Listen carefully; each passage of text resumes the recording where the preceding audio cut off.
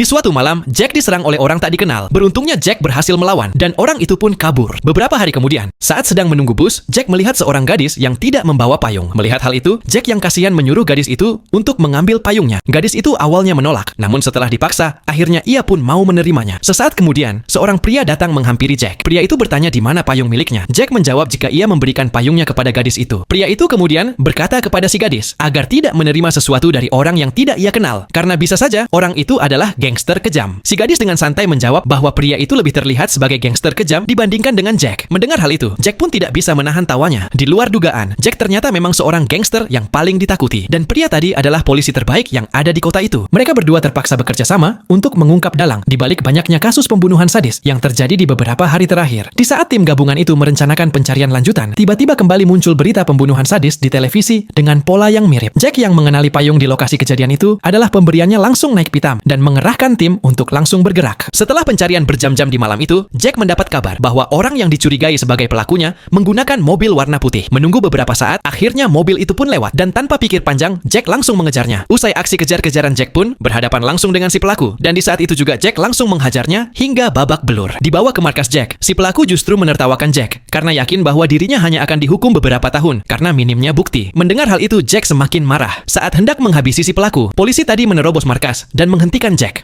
Polisi itu berkata kepada Jack bahwa pelaku harus tetap diadili berdasarkan hukum yang berlaku. Jack yang melihat si pelaku hanya dihukum beberapa tahun semakin tidak terima. Di luar dugaan, Jack yang selama ini kebal hukum dengan gila menyerahkan diri ke polisi untuk ditahan. Saat si pelaku dengan santai membaca buku di taman penjara, ia terkejut bukan main melihat Jack yang datang dengan senyuman lebar seolah mengisyaratkan siap menyantapnya hingga tak tersisa. Jangan lupa subscribe biar kamu nggak ketinggalan update alur cerita terbaru.